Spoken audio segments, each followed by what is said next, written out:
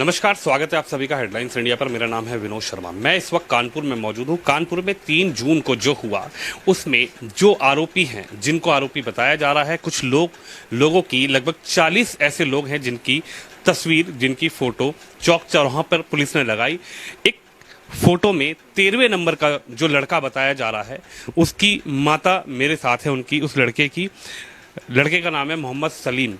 इन्हीं से बातचीत करते हैं कि आखिर वो इनका बेटा उस दिन कहां से आ रहा था और क्या था पूरा प्रकरण। माता जी, आपके बेटे को भी पुलिस ने अरेस्ट कर लिया, हालांकि आपका बेटा खुद थाने गया, उसने अपनी गिरफ्तारी दी, उसने आत्मसमर्पण किया। क्या कहेंगे, वो पहले आ कहां से रहा था, क्या था उस दिन? काम करके आ रहा था, उतने में वहाँ लड़ाई होने लगी। वो उस लाइन से निकलने लगा, उसके पैर में गुम्मा लगा, उसने गुम्मा उठा के उसने पीछे को फेंका। बस इस बिना पे पुलिस हमारे दामाद को और लड़के को पहले उठाया और फिर वो पुलिस वाले जो है दबाव डालिन कि अपने बेटे को बुला, नहीं इनको भी डाल देंगे और उसको भी डाल देंगे। अब आपके बेटे को जेल भेज दिया गया है। जेल भेज दिया गया है। क्या कहेंगे आप क्या लग रहा है कि अगर आपका बेटा निर्दोष है, हालांकि उसकी फोटो पुलिस बता रही है, वो वायरल हो रही है फोटो, आपको कैसे पता लगा कि ये बेटा जो है, आपको किसी ने, मोहल्ले वालों ने बताया, ये पोस्टर लगने के बाद, या फिर आपको जानकारी कैसे लगी कि पुलिस आपके बेटे को ढूंढ रही है? पुलिस मेरे घर आ गई, मेरे घर के अंदर घुस गई। हम लोग को कुछ खबर नहीं थी, कोई खबर नहीं थी कि मेरे बेटे का फोटो है या क्या है। और कैसे उन्होंने पता लगाया? उस लड़के के मुंह में तो मास्क लगा है, किस तरह से उनको पता चला इस बात के लिए कि ये मेरा ही बेटा है? यानी वो जो फोटो है, उस फोटो के अंदर मास्क लगा हुआ है और लेकिन पुलिस कह रही है कि आपका बेटा है वो। जी, शक के बिना पे उन्होंने उठाया मेरे बेटे। शक के बिना? जी। अच्छा, उस दिन नमाज पढ़ी थी क्या उसने? नहीं, नमाज पढ़ने वो गया ही नहीं, वो काम करने गया था। और इस बात के लिए सबको खबर है कि मेरे बच्चे सिर्फ मेहनत के सिवा कुछ नहीं करते हैं। कभी कबाब का काम जैसे हो गया तो वहाँ चले गए, ठेला लगाता है, मेन ठेला अपने भाई के साथ वो ठेला चलाता है, सब्जी बेचता है। तो उस दिन कहाँ से आ रहा था जब ये प्रकरण हुआ और उसकी फोटो वायरल हो गई और कहा जा रहा है कि वही लड़का है जो पत्थर गया था, आर्डर से वापस आ रहा था घर को।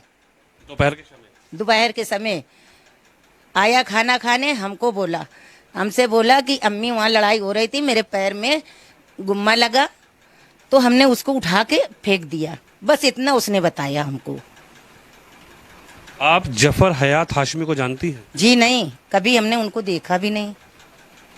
इस पूरे प्रकरण का, इस पूरा जो दंगा फैलाने की साजिश थी, इसका मास्टरमाइंड उनको बताया जा रहा है। उनको गिरफ्तार भी कर लिया गया है। उनके पास लगातार पीएफआई से फंडिंग, यानी कि जो पैसे जहां विदेश से आते हैं लड़ाई झगड़ा करवाने के लिए, उस पर आरोप है। जो जफर हयात हाशमी है, उन पर आरोप है कि इसका संबंध बाहर से पैसे को था और एक दंगा भड़काने की साजिश चल रही थी। नहीं नहीं, ऐसा कुछ नहीं है। हम लोग भैया उनको जानते ही नहीं है कि वो कहाँ रहते हैं। हम लोग अपने काम से मतलब रखते हैं और कुछ नहीं। मेरा नाबालिग बच्चा था, उसके ऊपर इतना बड़ा आरोप लगा। हमारा बेटा जाके, हमने अपने बेटे को सरेंडर कराया वहाँ पे, हमारे बच्चे को उठा ले गए। छोटा बच्चा मेरा है। मतलब आप कह रहे हैं कि उसने पत्थर नहीं मारा? पत्थर उसने उठा करके फेंका।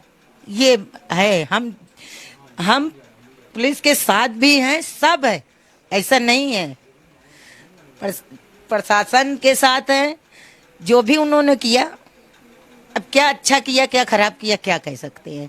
और हम थाने गए अपने बच्चे के पास, वहाँ पर गाली बक के हमको भगाया गया। पुलिस ने गाली बकी हमें। कानून पर क्या आपको भरोसा है? कानून में आपका लड़का जेल में है, कानूनी कार्रवाई आगे चलेगी, आप भी वकीलों से मिल रही हैं, क्या लगता है, कानून पर भरोसा है? जी, हमें कानून पर बहुत भरोसा है। कानून पर भरोसा है हमें।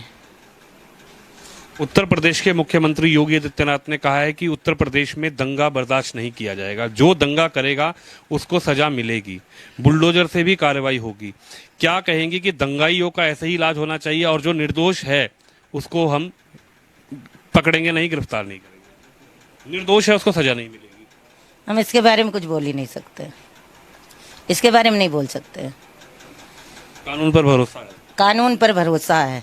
लेकिन ये तस्वीर जो दिखाई जा रही है कि आपका लड़का भी भीड़ में से निकल कर जा रहा था, उस पर भी कहा जा रहा है, आरोप है कि वो ऐसे तो पत्थरबाजी। हजारों आदमी जा रहे हैं, ऐसे तो हजारों लोग जा रहे हैं। जाइए हजारों को पकड़िए, कितने लोग जा रहे हैं। कोई बाइक से जा रहा है तो कोई कैसे जा रहा है, हजारों भीड़ में। अब ये शहर है, जाने कितने लोग निकलते हैं, तो सब अपराधी हैं। पिछले जुमे को ये काम हुआ और अब कल भी एक जुमा है जब लोग नमाज अता करने जाएंगे। क्या कहेंगी, क्या उन लोगों से आप कहना चाहेंगे, क्या लगता है कि जुमे की नमाज कल भी होगी, क्या हंगामा होगा या फिर जो लोग शांति से नमाज पढ़ के आते हैं, क्या कहना चाहेंगे? जुमे की नमाज जो बच्चे हैं, हम तो कहते हैं कि शांति ही बनी रहे, वही सही है। हम लोग शांति चाहते हैं।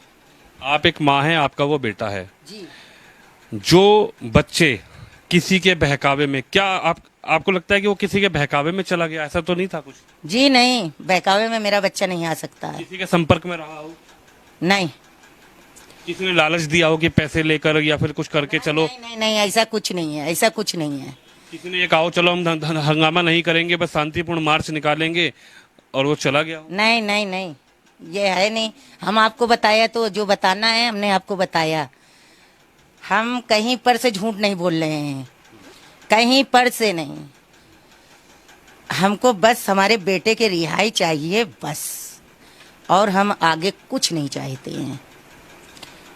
क्या कहेंगे, कल भी जुमा है, लोग नमाज अता करने जाएंगे, और जो बच्चे ऐसे बहकावे में आने के बाद, क्योंकि आपका बेटा आप बता रही है निर्दोष है, लेकिन ये कानून का काम है, पुलिस का काम है कि वो दोषी है कि निर्दोष है, लेकिन तो जो मेरा बेटा कानून के पास चला गया, जिस तरह से चाहे उस तरह से डील करे, पर फिर भी हमें कानून पर भरोसा है। लेकिन जो बच्चे वहां पर और भी पत्थर बरसा रहे थे या जो लड़ाई झगड़ा कर रहे थे जुमे की नमाज अता करने के बाद, कल भी जुमा है, क्या कहना चाहेंगी उनकी माओं से, उनके परिवार से, कि क्या इस लड़ाई झगड़े से कोई फायदा मिलेगा?